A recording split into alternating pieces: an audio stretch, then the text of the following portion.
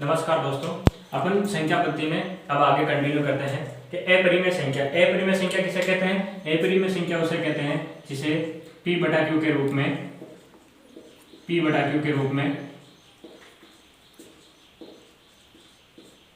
नहीं लिख सकते। p बटा q के रूप में क्या नहीं, इसको नहीं लिख सकते।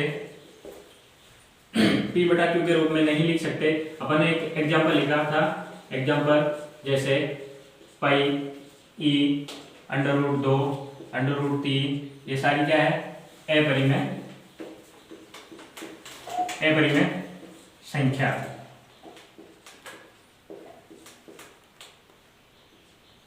अब क्वेश्चन बनता है कि भाई पाई अपरिमेय संख्या है, तो अपन मानते हैं, क्वेश्चन क्या बनता है कि पाई यदि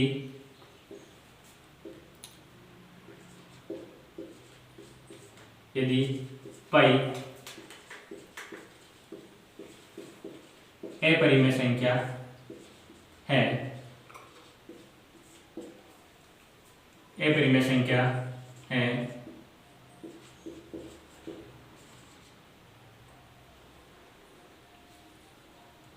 है तो कैसे?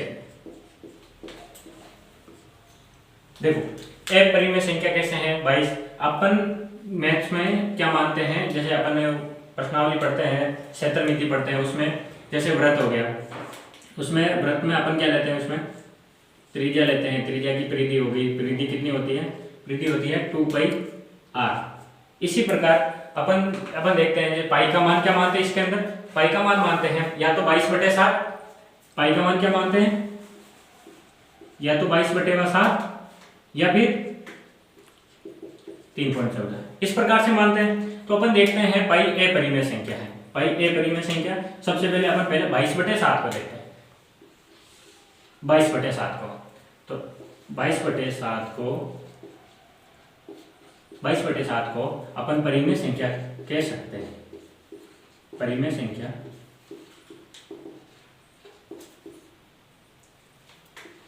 कहते हैं। कैसे कहते हैं? क्योंकि 22/7 को अपन p बटा q के रूप में 22/7 को किसके रूप में?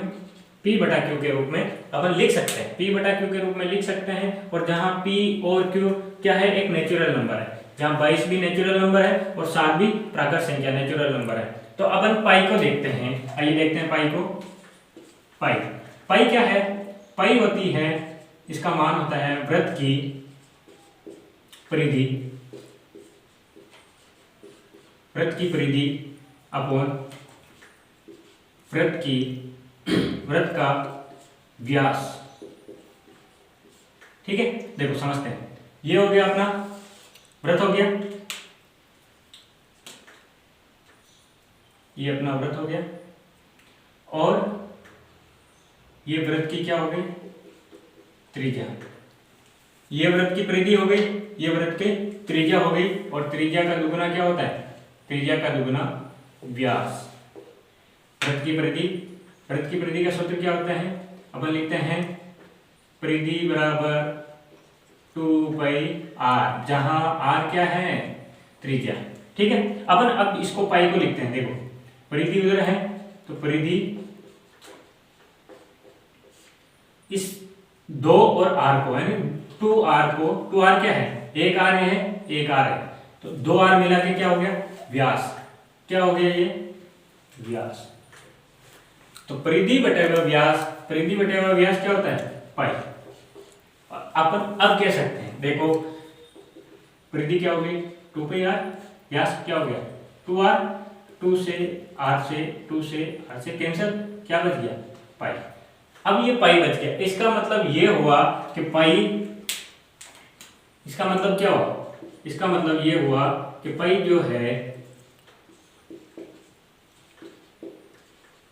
जो है वो दो संख्याओं, पाई जो है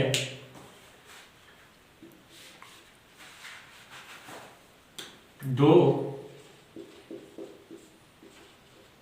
पूर्ण संख्याओं संख्याओं का अनुपात नहीं है। पाई जो है वो दो पूर्ण संख्याओं का अनुपात नहीं है।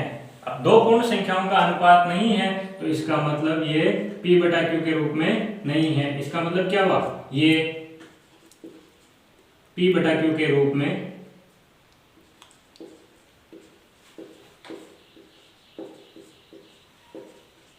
नहीं है। अब p बटा q के रूप में नहीं है, इसका कोई पर्टिकुलर मान नहीं है, तो इसका मान किसका होता है, चर राशि का। तो ये क्या हो गया पाई, एक अचर राशि। एक पाई क्या हो गया, एक अचर राशि। इसे p बटा q के रूप में अपन नहीं लिख सकते। और पाई क्या हो गया, दो पूर्ण संख्याओं का ये अनुपात नहीं है। देखो पूर्ण संख्याओं का अनुपात बन ही नहीं रहा। परिधि देख लो, 2πr हो गया और व्यास क्या हो गया, 2r। जब व्यास और इसका व्यास से व्यास कैंसिल हो गया, बीच में क्या बचा, पाई। तो अपन पाई एक, इसका कोई पर्टिकुलर मान नहीं है। अपन नहीं कह सकते कि भाई 22/7। अपन ये नहीं कह सकते कि भाई 22/7 इस पाई का मान है। अपन तो इसकी तुलना कर सकते हैं, इसका लगभग मान मान सकते हैं कि भाई सॉल्यूशन के लिए कि पाई का मान 22/7 मान के चलते हैं, या फिर अपन मानते हैं 3.14। अपन ज्यादा से ज्यादा इसको आगे क्या लिखते हैं, किताब में लिखा हुआ है कि भाई पाई का मान अपन मान सकते हैं ये 3.14, 15, 9, ये 8 अंकों तक मान सकते हैं।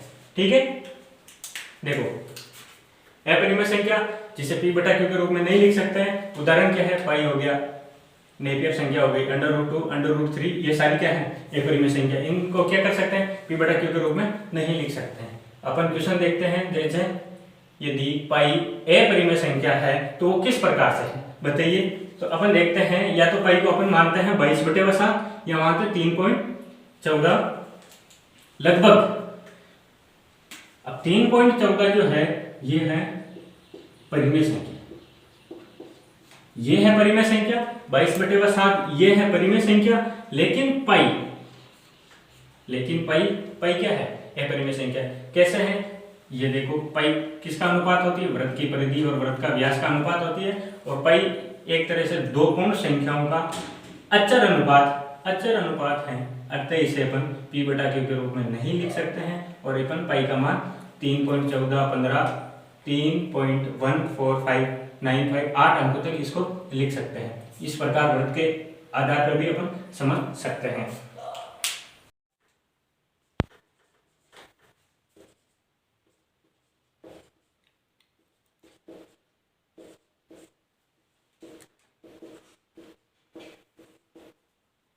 नेपियर संख्या E, नेपियर संख्या ये क्या है, अपरिमेय संख्या। क्या है, अपरिमेय संख्या, अपरिमेय संख्या है। कैसे देखते हैं,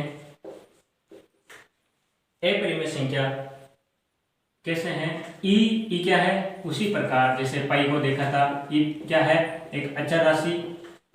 इस अचर राशि का मान अपन अपरिमित मानते हैं। इस अचर राशि का मान क्या मानते हैं, अपरिमित। अब ये राशि अपरिमित राशि हो गई, अपरिमित मान हो गया। तो अपरिमित मान हो गया तो ये क्या हो गई, ये हो गई अपरिमेय हो गई। ये क्या हो गई, अपरिमेय संख्या हो गई। और इसका मान क्या होता है, ई का मान होता है 1 + 1/1 फैक्टोरियल प्लस 1/2 फैक्टोरियल 1/3 फैक्टोरियल, ऐसे चलता है। ये 9th क्लास में नहीं है, ये अपन आगे की कक्षा में जाएंगे तब पढ़ेंगे। ठीक है, अब अपन कुछ इंपॉर्टेंट टॉपिक देख लेते हैं। इंपॉर्टेंट टॉपिक क्या होता है, देखो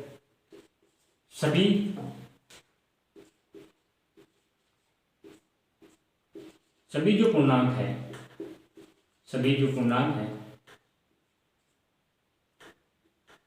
पूर्णांक परिमेय संख्या सभी पूर्णांक परिमेय संख्या होती है, लेकिन इसका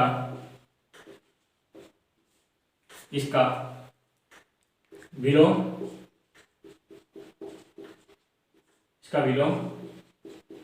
सत्य नहीं है।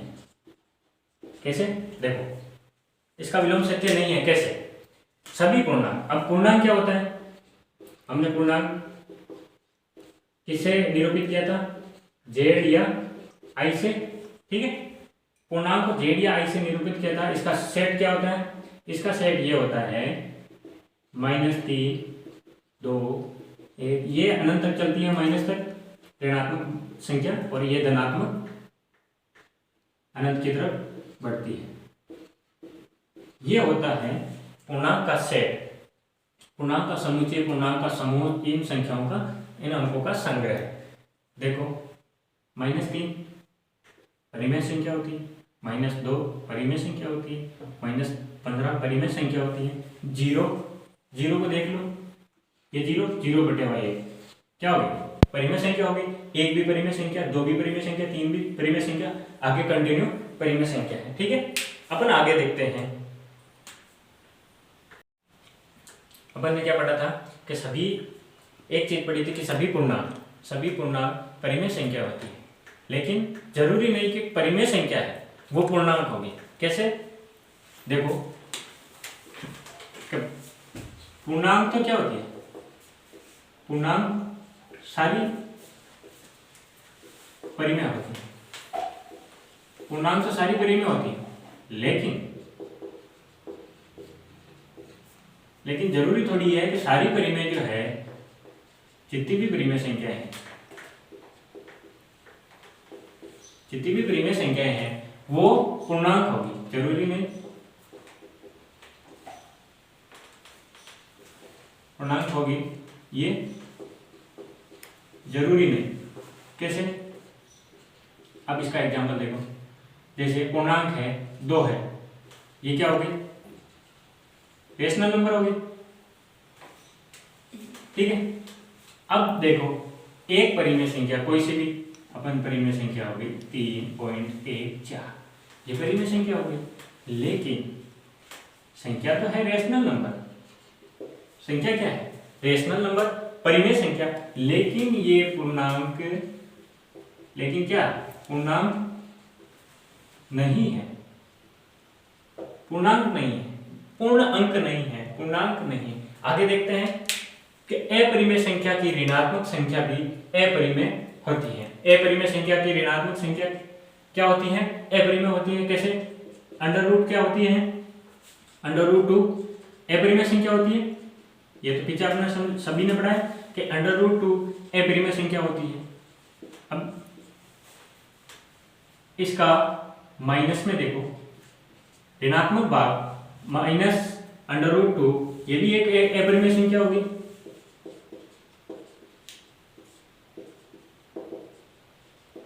इसके और उदाहरण लिख लो।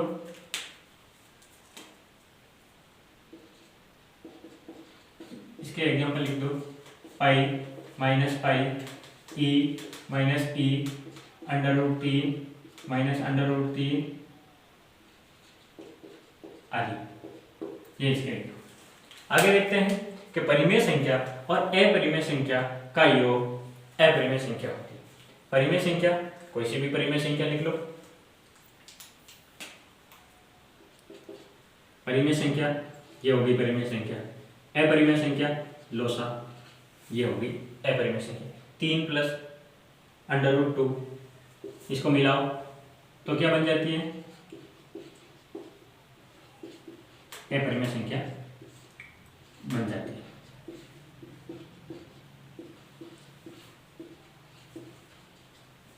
और एग्जांपल लिखो, कुछ भी लिख लो। √3 + 5, 6 + √2, 7 + √5, इत्यादि। अपन आगे देखते हैं कि a एक परिमेय संख्या है और b एक अपरिमेय संख्या है, तो a भी परिमेय संख्या होगी।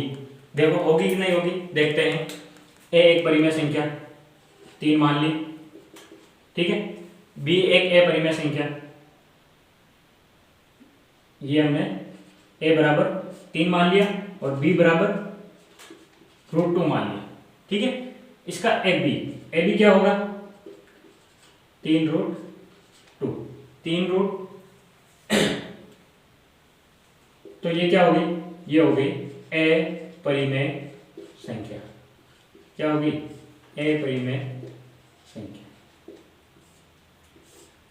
लेकिन ऊपर आपने क्या लिखा, a परिमेय होगी, b अपरिमेय होगी, इन दोनों का गुणा क्या होगा, परिमेय। क्या होगा, परिमेय। लेकिन आपने क्या आया, अपरिमेय संख्या, तो इसका मतलब गलत आ गया।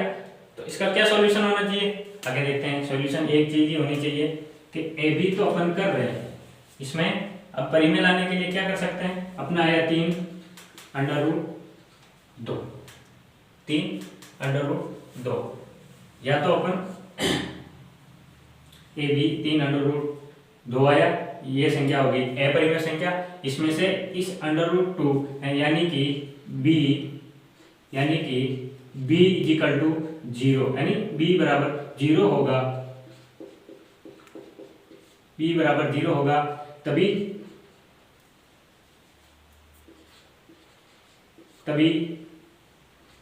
a b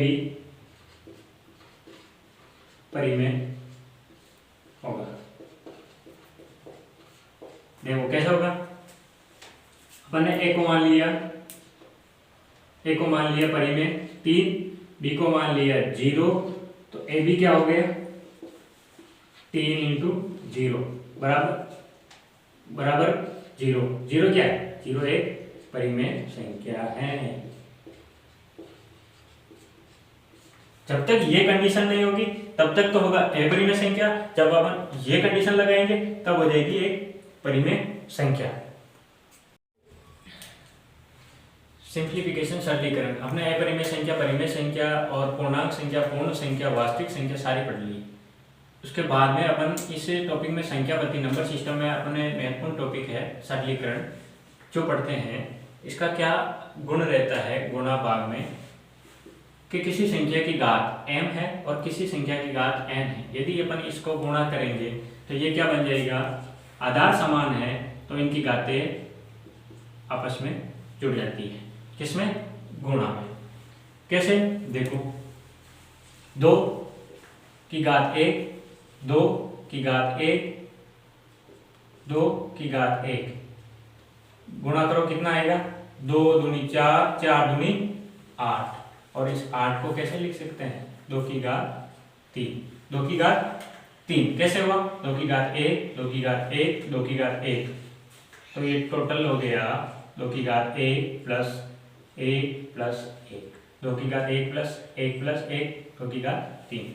इसी प्रकार ये होता है। देखो अब देखो, यदि भाग में हो तो भाग में है तो क्या करेंगे, जिनके आधार समान है, यदि संख्याएं a की पावर m भाजक a की पावर n आधार समान है तो इनकी घातें घटा दी जाती हैं। ये कब होगा, ये कंडीशन कब होगी, जब m n से ज्यादा, जब m का मान n से ज्यादा हो तब ये वाली कंडीशन बनेगी। और सेकंड कंडीशन क्या बनेगी, इसकी एक सेकंड कंडीशन और बनेगी, वो बनेगी 1/a की पावर n माइनस m। कब बनेगी, जब n ज्यादा होगा किससे, m से। इसके आगे एग्जांपल भी करेंगे अपन।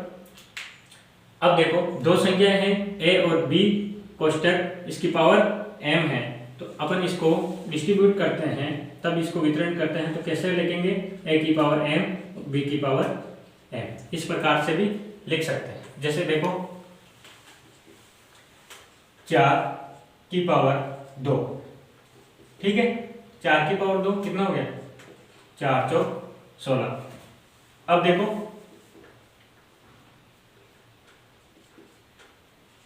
ये संख्याएं इस प्रकार से है, ठीक है। अब देखो भिन्न भिन्न संख्याएं लो, 3 इंटू संख्या क्या है, 3 इंटू 4, ठीक है, इसकी पावर 2 कितना हो गया, 4 तेरी 12, 12 का स्क्वायर कितना होगा 144। अब इसको भिन्न भिन्न लिखो, 3 की पावर 2 इंटू 4 की पावर 2, 3 की पावर 2 का क्या हो जाएगा 9 इंटू 4 की पावर 2 का हो जाएगा 16, 16 को 9 से गुणा करो, कितने आ जाएंगे 144। हो गया, ये दो भिन्न संख्या हैं, इनको कोष्टक में गुणा है, उसके ऊपर पावर है, तो अपन इसको डिस्ट्रीब्यूट नियम से ये भी लिख सकते हैं। अब देखो a की पावर m की पावर n है, तो इसको a की पावर m n ये लिख सकते हैं। अब आगे देखो कोई संख्या है, इसकी पावर घातांक में क्या है, ऋणात्मक घातांक है, तो अपन इसको भाजक रूप में, धनात्मक रूप में ये वाला लिख सकते हैं। कैसे, अपन एग्जांपल देखते हैं इसका। एग्जांपल देखा 5, ठीक है, इसकी पावर, इसकी घात माइनस ऋणात्मक 2 है, तो अपन इसको लिख सकते हैं, ठीक है, समझ में आ गया। आगे देखते हैं a की पावर 0, a की पावर 0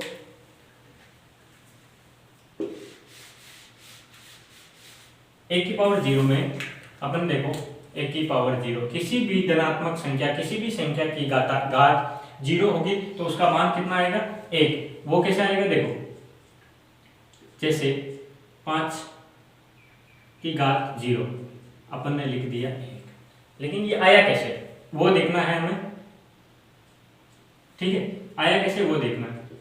नियम पढ़ा आपने घातांक वाला नियम, ये देखो भाजक वाला नियम, भाजक वाला नियम पढ़ा, आधार समान है, घाते हैं तो ये m घात से ऋण हो जाएगी, तो अपन देखते हैं 5 5 ऐसे लिख सकते हैं इसको, 5 की घात 0 को कैसे, 5 की घात 1, 5 की घात 1, इस वाले 2 नंबर वाले नियम से ये लिख सकते हैं। 2 नंबर वाले नियम से ये लिखा आपने 5 की घात 1 माइनस 5 की घात 1, क्या हो गया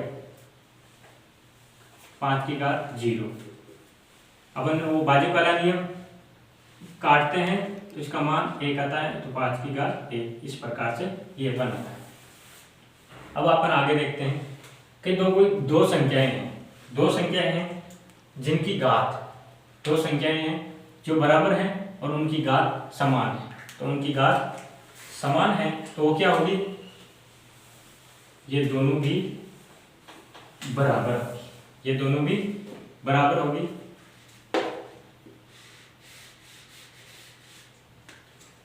ठीक है, अपन आगे देखते हैं a की पावर m, दो संख्याएं समान हैं, उनकी घात अलग अलग हैं, तो घात अलग अलग हैं तो संख्याएं समान हैं, इसका मतलब उनकी घात भी बराबर होगी।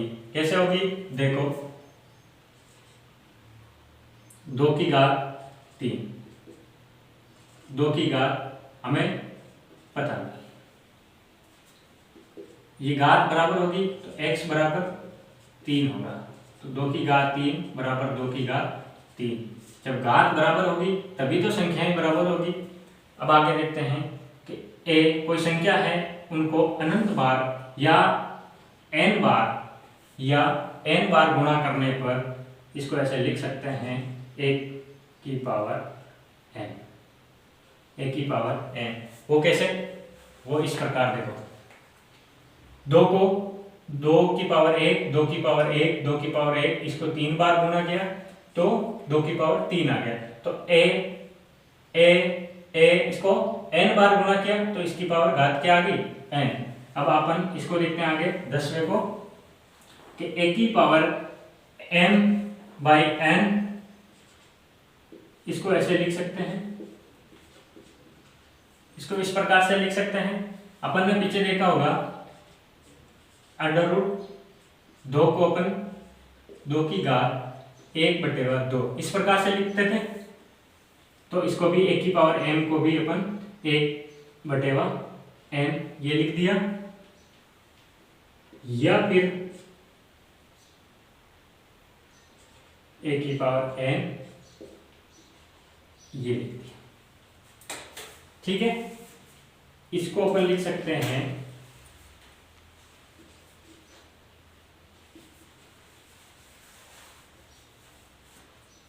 करनी चिन्ह a की पावर n, या फिर इसको a की पावर 1/n। ठीक है, आज अपना नंबर सिस्टम यही खत्म होता है और अपन आगे बढ़ेंगे। दशमलव वाला टॉपिक बचा है, जिसमें शांत अशांत दशमलव वो वाला टॉपिक है, उसमें 2-5 मिनट का वीडियो बनेगा, वो बना के कर लेंगे अपन खत्म। बाकी संख्या पद्धति अपनी खत्म होगी और नेक्स्ट टॉपिक में अपन आगे बात करेंगे।